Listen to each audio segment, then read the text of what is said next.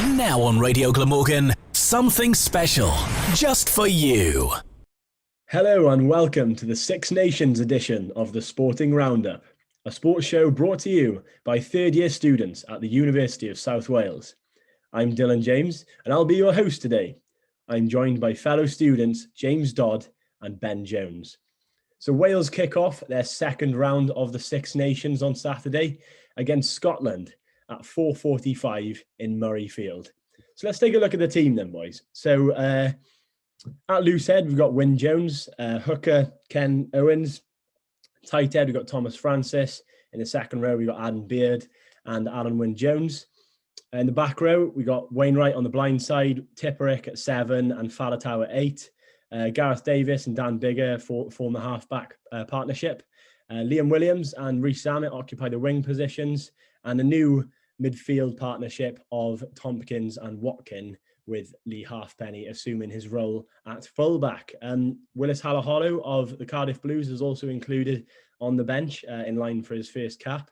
And James Botham, who appeared during the Autumn Nations Cup, is also on the bench looking to make an appearance in the Six Nations. So what are the main points you can draw from this team? Anyone you would have expected to be in there, Dodd? Well, firstly, you've got to feel sorry for Josh McLeod and Josh Navidi, who are both out. Josh McLeod has done his Achilles tendon, so he's out for I believe 6 months, and Navidi has a bit of a sore neck, I believe. So obviously that is devastating for the back row. But when you look at Wainwright, Tipperick and Falatau, that is a really impressive back row, particularly Tipperick, how he played last week against Ireland. So I think Justin Tipperick in the forwards is going to be key for Wales on Saturday. Ben, what about you? Yeah, obviously, to echo what Dodd said, it's unfortunate about Josh McLeod, really, isn't it? But Wainwright's proved that he can come in and do a job. Obviously, at the centre position, you had North, who started slow last week, but really kind of grew into the game. So he's going to be a big miss as well, I think. And then even at scrum half with Gareth Davis, he brings something different to what Thomas Williams would. I think Thomas Williams merited his start last week and he played well in the first half. And then obviously, unfortunately, got injured as well, adding to the long list that Wales have. But Gareth Davis will come in and step in and do a job. He's experienced. So it should be a good game. Yeah, I think it will be a good contest, definitely considering Scotland's performance last week against England. Like you mentioned, Ben, Wales are undergoing some injury crisis at the moment. So they've had to call up Cardiff Blues trio, Lloyd Williams, Willis Halaholo and James Botham as cover. And then go back to Gareth Davis. Now, he is a very experienced player, over 200 appearances for the Scarlets. And he links up with Bigger for this fixture with the injured Thomas Williams out of contention. So he'll be no doubt trying to regain the respect of the Welsh fans after his less than impressive kick in the dying moments of the game last week. Dodd, what did you make of the decision to make that kick? Yeah, it was pretty poor, obviously, wasn't it? Nearly cost Wales the game from being in such a good position with 10 seconds to go to, if Billy Burns, kick to the corner well, Wales are in all sorts of problems. And Wayne Pivac said after, they've been brutally honest with him, that was completely unacceptable. Yeah, so going to the 9 position now. A lot of fans were very interested to know why Rhys Webb hadn't been considered. He put in a man of the match performance for the Ospreys, I think it was last week, which really sent a message to Wayne Pivac, who chose not to include him in his squad. But when Thomas Williams did become injured, a lot of fans were expecting him to receive his call-up. And in a press conference this week, Wayne Pivac gave his explanation for leaving Rhys Webb out of the selection choices. And he said, Rhys talked about not wanting to be number 3, and Lloyd is a perfect number 3 for us. Now, Dodd, I think you liked that quote, didn't you? I did, really, because I think, Wayne Pivac was honest with Rhys Webb. He said, he doesn't feel that he's accurate enough. He's quick enough for number 9. I don't think, he's spoken to him one-on-one saying that. He's not, saying it behind his back, saying it to the media before him. So he was honest. And then Rhys Webb kind of responds by not being picked, to just sort of saying that he's kind of glad he doesn't want to be third choice. So I think there's a good, it is a really good line from Pivac. But I also believe that from saying those things to Webb that he probably would have picked Lloyd Williams over Webb as well. Anyway. So Ben, moving over to you then. If I was to say to you that you would ground out your position in the Wales team, you were in line to get your first cap. You're only 24 years of age. You get told by the coach that you're going to be in the team, and half an hour later you sustain an injury which puts you out for 6 months. And that's exactly what has happened to young Josh McLeod of the Scarlets. So what is it like for him? What can you imagine what's going through his head right now? Well, first off, it would just be frustration, wouldn't it? I mean, you've come through the ranks as the Scarlets. You've really tried to put in your performance, and it's merited by getting a call up for Wales and obviously a start. He's obviously been around the team for however long, and then he finally gets that start in Jersey, and then ruptures his Achilles tendon, which is it's a horrible injury to get as well. But like I mentioned to you guys before, I think the only benefit of having an injury that long is that he's not going to be out for 3 or 4 weeks and miss the whole of the Six Nations to come back just after. He knows he's out. He knows he's not in contention to come back. Sorry, but yeah, I think he'll be frustrated. He'll be angry, but I think he'll just want to make sure he focuses on the return to fitness, ready for the autumn, to really make a push for the next Six Nations, which will come around sooner rather than later as well. So going back to your side, Dodd, the Cardiff Blues, Willis Halaholo, centre, New Zealand born. However, he qualifies to play for Wales through the 3-year residency ruling. He's come under quite a bit of scrutiny in the week. A lot of people calling for Welsh-born players to play for Wales. However, like Wayne Pivac said in the week, no one was complaining when Hadley Parkes, who qualified through residency, scored 2 tries in his debut. No one was complaining about his eligibility then. So we mentioned creativity, and Halaholo is that creativity. Do you think it'll be exciting to see him in the Wales team? Yes, definitely. If he plays anything like he has done for the Blues in the last few years, then there's definitely something to be excited about. And Wayne Pivac, mentioned it, how he offers something that no one else does. I think he's, out of all the centres in the Wales team, I think he's got the best record in terms of defenders beaten as well, playing for the Blues. So yeah, he's got so much to offer. His footwork, defensively as well, he's surprisingly very strong. So yeah, all in all, I really hope he gets a decent amount of time on Saturday, because you don't really want to make your debut and only play a minute and not really have any impact. So he'll want to go on for a good portion of that second half, and I think he'll do a good job. So that's enough of our talking now. I'm sure you want to hear some music. Your first song is 500 Miles by Scottish band The Proclaimers. Very fitting. You're listening to Radio Glamorgan from the heart of the Heath Hospital. That was 500 Miles by The Proclaimers, an absolute classic. So Ben, over to you now. I want you to give me a lowdown on this Scottish team who are performing so well at the moment. Yep, so Scotland come off a win in round 1. They beat England 11-6 at Twickenham in the first round, and they could have beaten them by more if they were a bit more ruthless and taken their chances. It was a dogged performance. It was gritty. It was determined. And they set themselves up for a really good Six Nations. So they had 62% possession and 58% territory in the win, and they didn't lose a single line out. They went 15 out of 15, and they were the only team in the first round to do it. So captain Stuart Hoggy led from the front. He gained 88 metres with the ball in hand, and that took him past Sergio Parise as the player to gain the most in Six Nations history, with 3,091. So guys, do you reckon Scotland are genuine title contenders?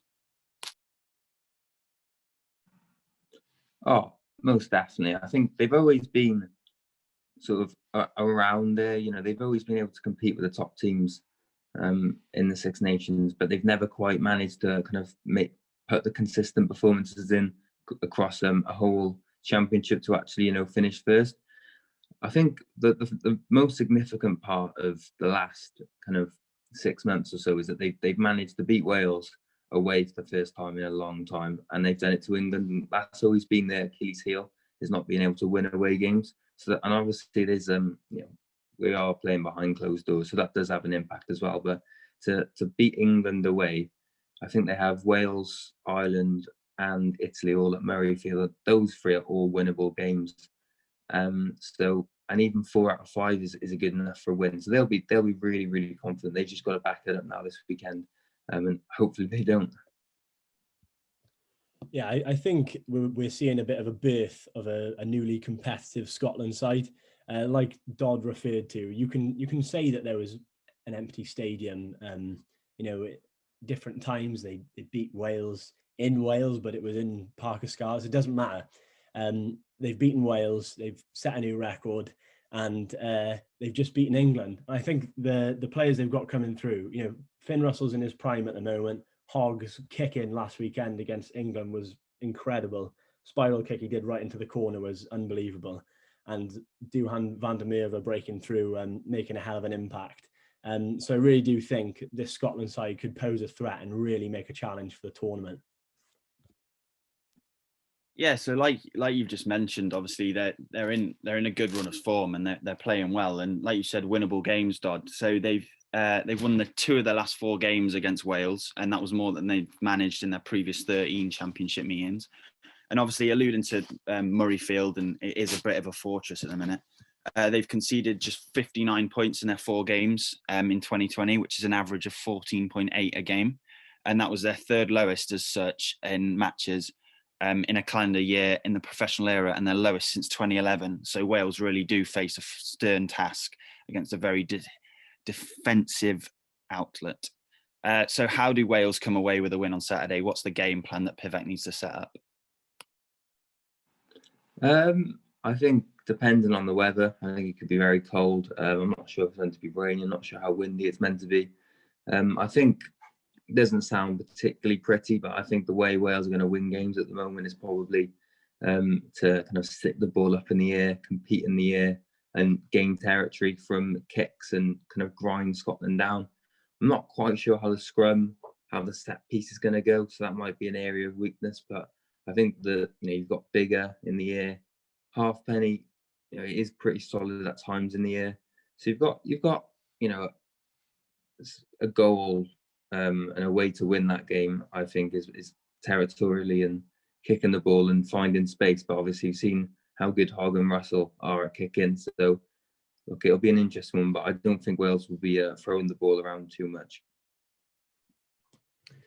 I agree. I don't think there's going to be an awful lot of creativity in the midfield. I think the threat is probably going to come from the wingers. Liam Williams coming back. We all know what he's about. He's a British and Irish Lion. Silly for what he did against the Blues on Shane Lewis-Hughes there.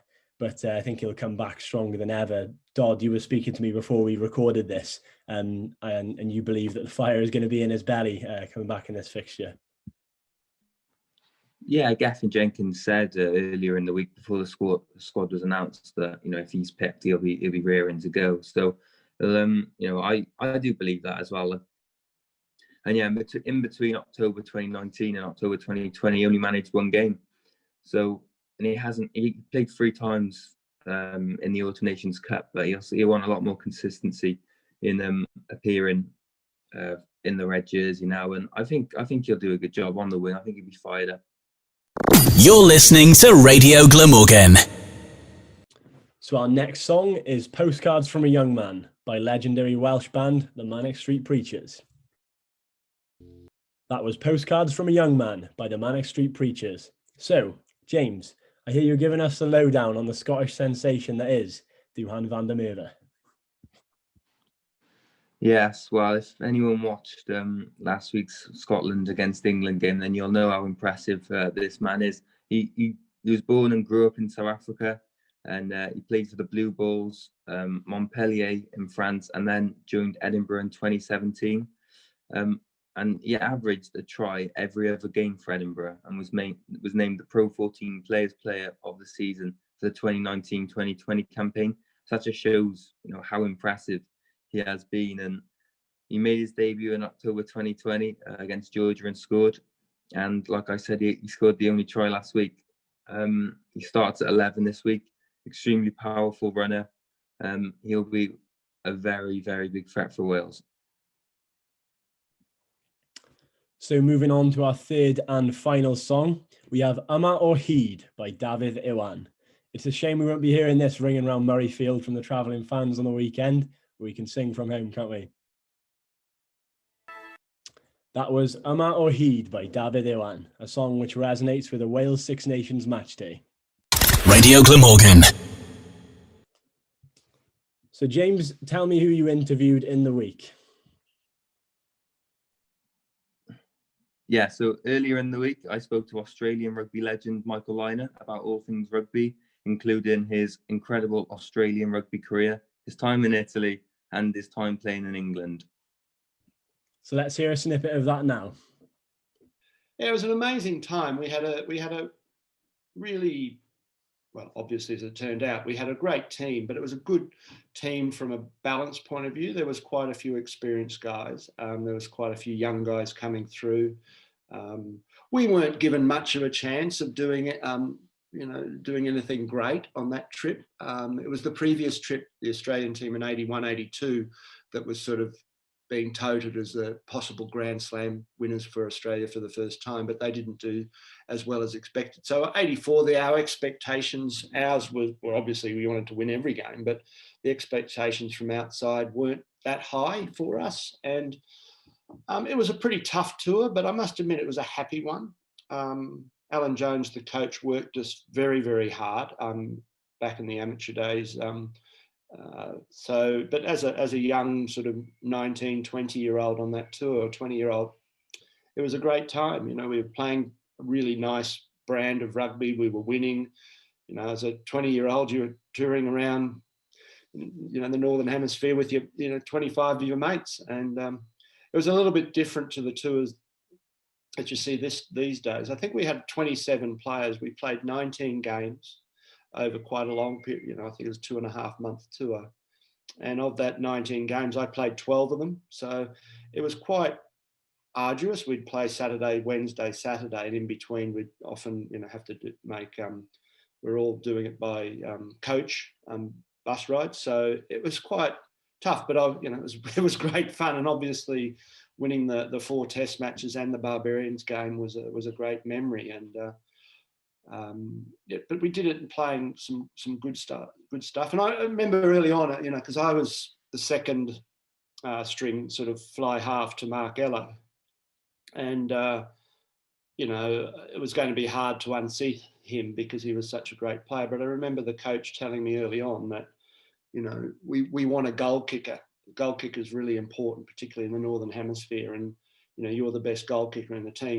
That was the Six Nations edition of the Sporting Roundup quiz. We hope you enjoyed, and we hope you enjoy this weekend's sporting action too. Unfortunately, that's the end of the show for this week, but we leave you with plenty of rugby to look forward to. That's all from myself, James, and Ben on Radio Glamorgan. Thank you for listening to us, and have a great weekend. I'm going to leave you with a Welsh rugby poem to finish. The Welsh have feelings about rugby no other nation can describe. They sing all their rugby songs to keep the game alive. We hate to lose at rugby and cannot stand defeat. Their songs are sang much louder as they stand out on their seats.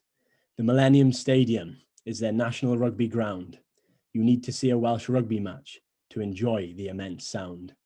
The 3 feathers as a logo sits right above Welsh hearts. They sing their national anthem before the rugby starts. So come on, the Welsh rugby teams. Play the game like a proper side because the nation is behind you. So play the game with pride.